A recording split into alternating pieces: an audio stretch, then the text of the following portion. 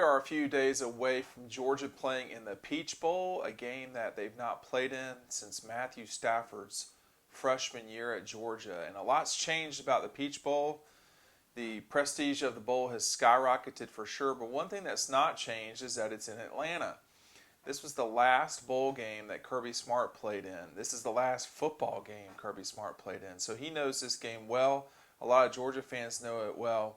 And I'm going to tell you right now why it's so critical for Georgia, not just to play in this game, but to play in Atlanta with the group that this bowl game is associated with. Dean Legge from Dog Post, making you a smarter Georgia fan.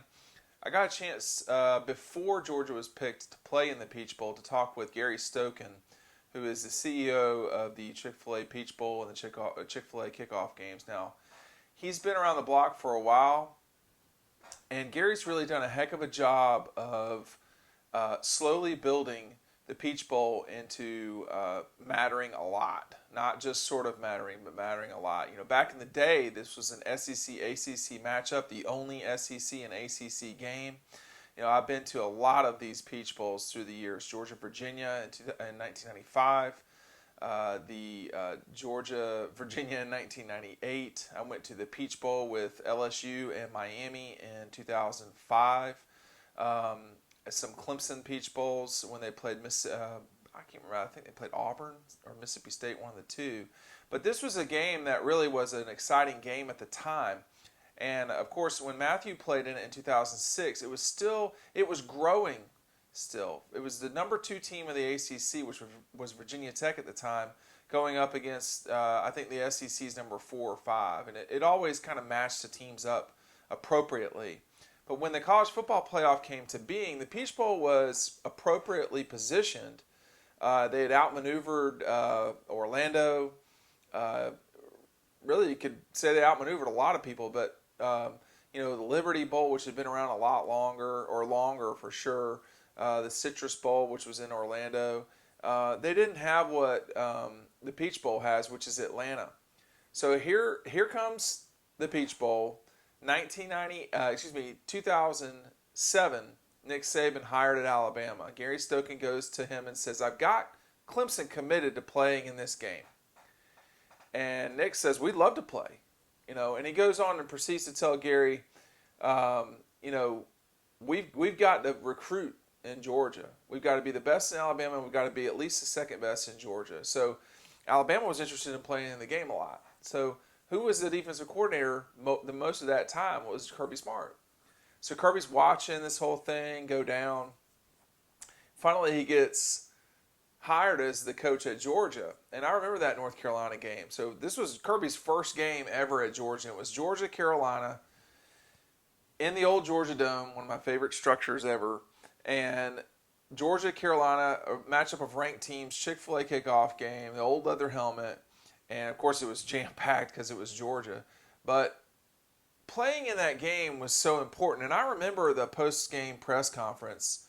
It was jammed in there, too. And, you know, Kirby turned to Gary Stokan and told him, "I want to play in this game as often as possible." And what Gary said to me the other day was that Kirby had 3 reasons. He knew the exposure was excellent from a recruiting perspective. It was big for him. But it would also keep Alabama from playing in the game and getting exposure.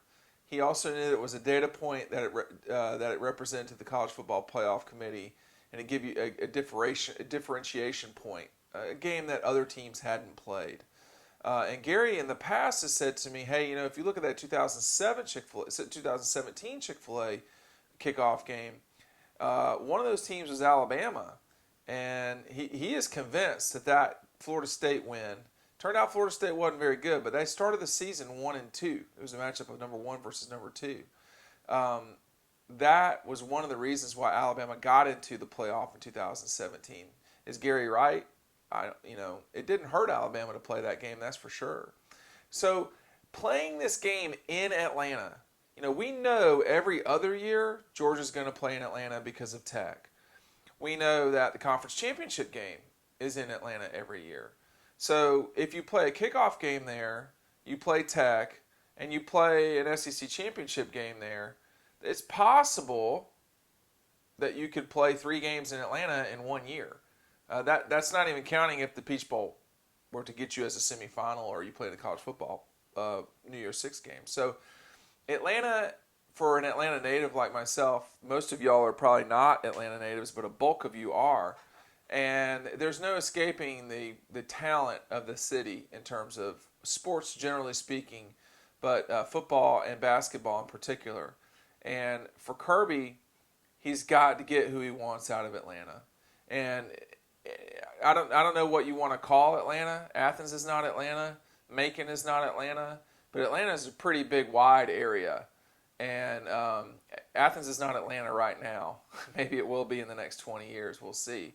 But you've got to get those guys. And it is the place to recruit in the SEC. There's really two places east of the Mississippi where if you're going to be good at football, you'd better be good in these towns or cities, Miami and Atlanta. And when you start thinking about Gwinnett County, certainly DeKalb County, Fulton County, those three have all been pipelines to really good players, whether you're talking about, Cam Newton or Cam Hayward. One grew up in Fulton County, one grew up in Gwinnett. Guys like Thomas Brown, or enter the name of any guy from DeKalb County. Patrick Pass won a Super Bowl playing for the Patriots. So it's really an area that you have to win if you're Georgia, but if you're in the SEC. So the spotlight too. There are more fans in Atlanta. There are more Georgia fans in Atlanta than anywhere on earth because there's just more people, and they are the team of the city. They're just bigger. This is not a discussion about Georgia Tech, please. That's not I mean, do you think that Georgia's bigger than the Falcons? I mean, are they bigger than the Braves? Are there more Georgia fans in Atlanta than there are Falcons fans? Probably not, but it's maybe a pretty close competition. Are there more Braves fans? I don't know. I don't know. I know that when Georgia's a big deal, there's nothing bigger than Georgia in the state. There's just not. So I've been around the block for a while. That wasn't always the case. And, of course, the Braves weren't always good. And the Falcons never have been good. So things change. But Gary's global point is, hey, if you want to matter in the SEC, you got to matter in Atlanta. If you're at Georgia, you have to matter in the city. And that's why playing in these games matters so much. Not just the Peach Bowl. The Peach Bowl or the semifinal college football playoff, that's not going to happen all the time. Or at least, that could happen maybe twice a decade. For Georgia, playing the Chick-fil-A Peach Bowl game, the Chick-fil-A kickoff game, that really is important. I mean, you look at they played Carolina in 16. In 20, this past year, they had Virginia lined up, and they had Oregon lined up in 2022. That'll be a tough game. And you got Clemson in 2024. And I think possibly there could be some more games there. We'll see. What the future is 5 years out with these kickoff games is harder to know. But for Alabama, really, it's genius to play in the game because you get a national spotlight and you play in Georgia. For Georgia to play in it, you get a national spotlight, you get to play in Atlanta, and you get to stop Alabama from playing in Atlanta. So that's why it's become such a big moment playing in Atlanta for the Dogs. They've not lost at Tech since 1999. Generally speaking, when they play in Atlanta, they play well or it's a huge game. In the last decade, they played in the SEC championship 5 times in that building, and they played for the national championship once. Not in that building, but in the city. Most people don't have that kind of advantage.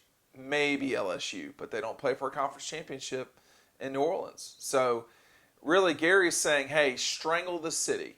You can win the city, you can win it all. And I think he's right. Dean Legge from Dog Post, making you a smarter Georgia fan. You see the boxes up at the top. You should be clicking on them, and most of you are. Brock Vandergriff right over here over my right shoulder. Thanks for watching, everyone. Have a Merry Christmas, and we'll see you on the website.